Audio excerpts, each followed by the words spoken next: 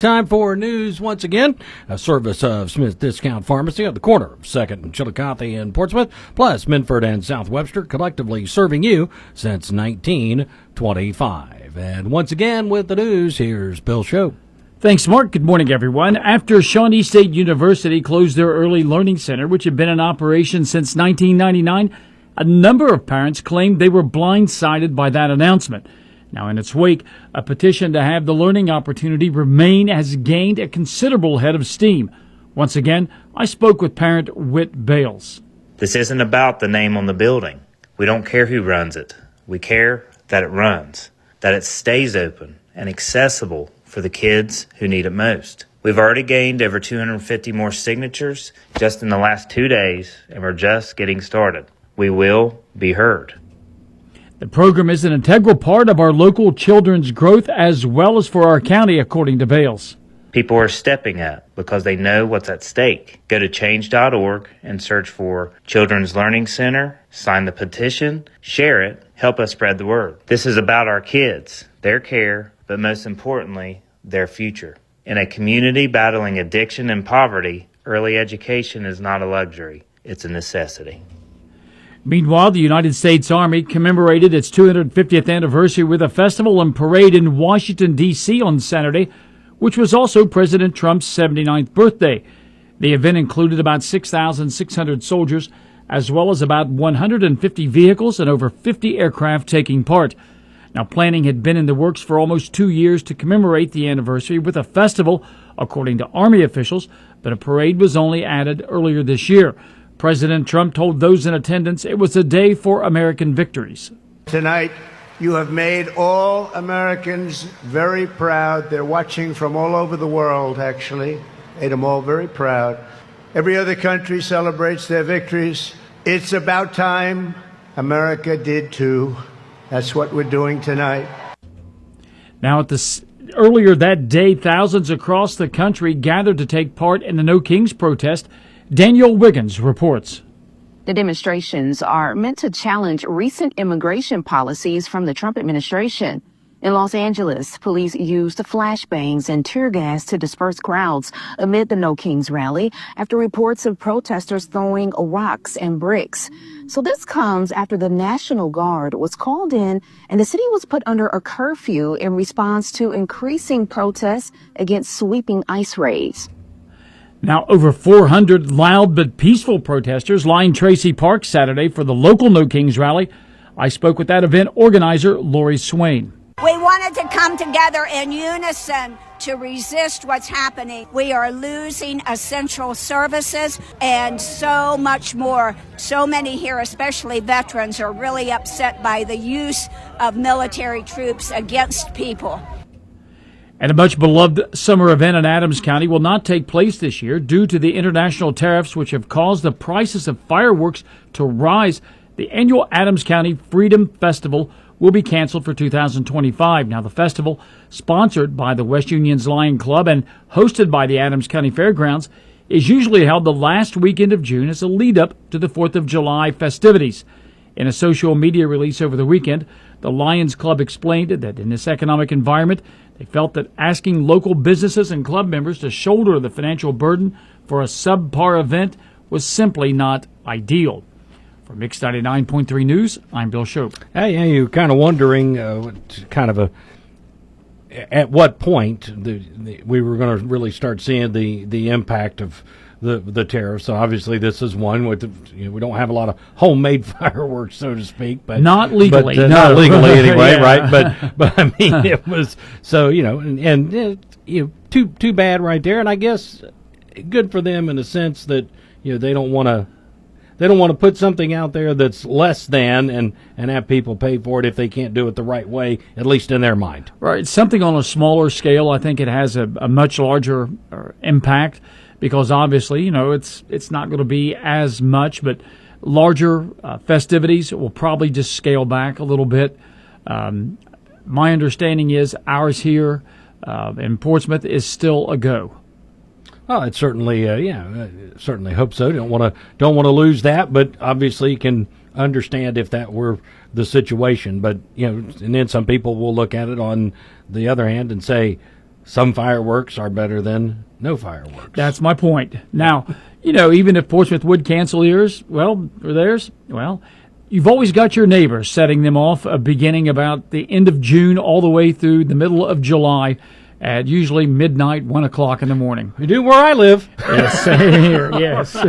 Appreciate it, Bill. We'll have sports up next. This news is brought to you by Smith's Pharmacy. In 1925, the first television image was transmitted, and a new car cost about $525. That same year, Smith's Pharmacy opened its doors to serve Portsmouth and the surrounding area. For over 100 years now and through 4 generations, Smith's Pharmacy has been helping the area get well with care and convenience. The first area pharmacy to offer computerized prescriptions and one of the first to provide free monthly med boxes. There's never a long wait.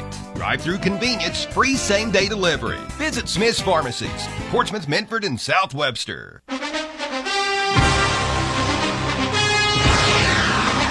Time for sports once again, and I am pleased to be the first one to announce our new sponsor for this sports report, presented by Sapper Advanced Tech. In Piketon, manufactures rock-solid roll-off dumpsters built from recycled American steel. Available for purchase or rent, ready to roll when you are. Whether you're hauling construction debris, cleaning up a site, or starting your next big project, call Sapper at 740-464-5220. Veteran-owned Sapper Advanced Tech. Built to serve and ready to roll and ready to give us some sports. Yeah, boy, the Reds are rolling right now, Mark. And we got the final out from yesterday's game. Again, your big stat. The Reds were 0-29 when trailing after 7 innings. Ellie De La Cruz and gang decided that we've had enough of that. And it was not Emilio Pagan at the end of the game. He pitched the 8th inning, but it was Tony Santillan who got the final out. Payoff pitch to Riley Green. Strike 3 called, got him looking. Backdoor slider came back, caught the outside corner. Green caught watching and doesn't like it. And that's it. Reds win it. Final score 8-4. The Reds take the series from the Tigers, and they head home after a 4-2 6-game road trip. Now if we can just figure out how to beat the last place teams, we'll be okay, I think.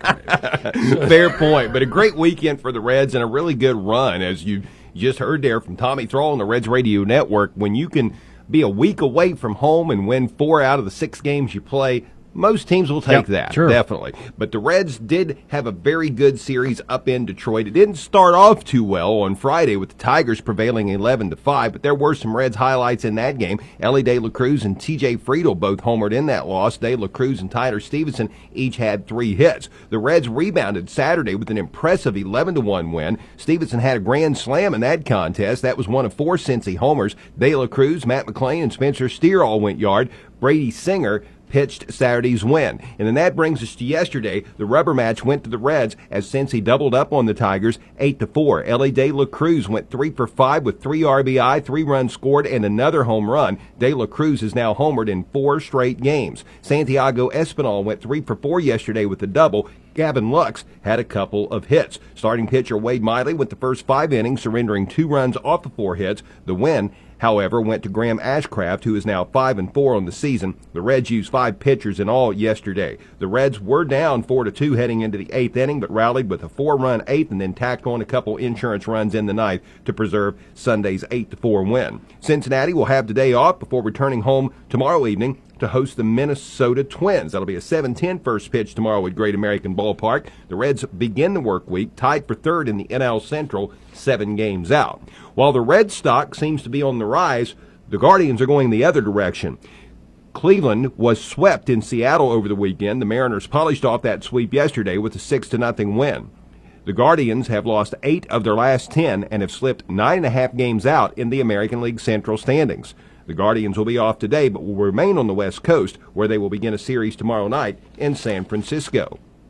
In minor league baseball, the Chillicothe Paints won 2 out of 3 at home over the weekend. The Paints defeated Champion City Friday 7-6, topped Illinois Valley Saturday 7-4, and fell to Lafayette yesterday 8-2. Chillicothe will be off today before visiting Rex Baseball tomorrow for a doubleheader. The Paints are presently 10-6. The NBA Finals continue this evening as the Pacers will visit the Oklahoma City Thunder for an 8:30 tip-off. That series is all even at 2 games apiece.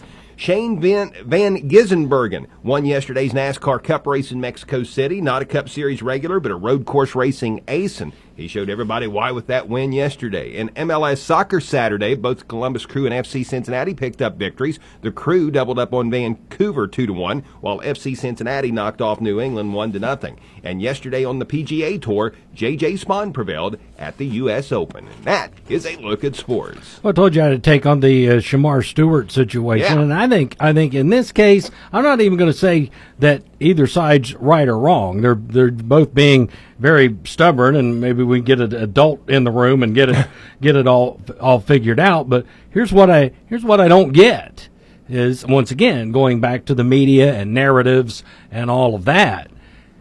I've only known of two in the national media who have actually dove into this thing. I don't know how many you've heard that other teams have this in their language, in their contracts, but you wouldn't know that by listening to most of the national pundits and most even the local pundits.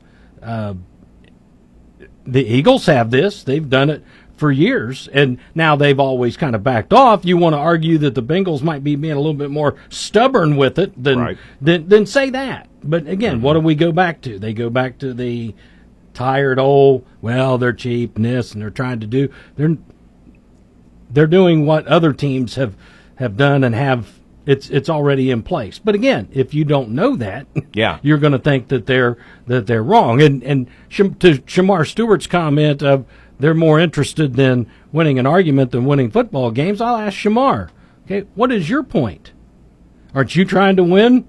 Aren't you trying to win an argument? Aren't you trying to win the contract He's dispute? trying to get paid. I mean, He's trying to put money in his pocket. And here's the thing. It's not that he isn't even going to get paid. It's not about the contract. It's about that language of where he could potentially lose the guarantees. Guaranteed money. The guaranteed money, which, again, if you come in, you do your job and that kind of thing, you probably don't have anything to worry about. So, again, I don't know that either side's necessary. I'm not going to say they're wrong in this situation, but both are being very stubborn. The Bengals front office may have actually found a player that's just as hard-headed as they are. Or a player who has an agent who is just as hard-headed as they are. I think they've stumbled into a couple situations like that. I get that it's never been done before. The Bengals are trying this for the first time. But, again, national media, they didn't come up with it.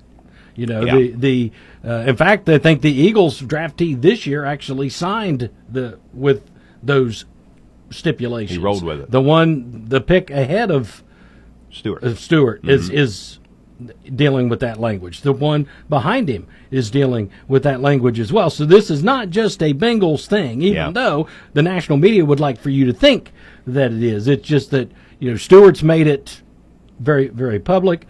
Again, I think that something will get done, but here's the thing, you know, I think Stewart's taking a bigger gamble than the Bengals are, because you already got a guy that's been criticized for his production in college, and he's never played a down or of lack professional thereof. Football. Yeah, correct. Right. Yeah, exactly.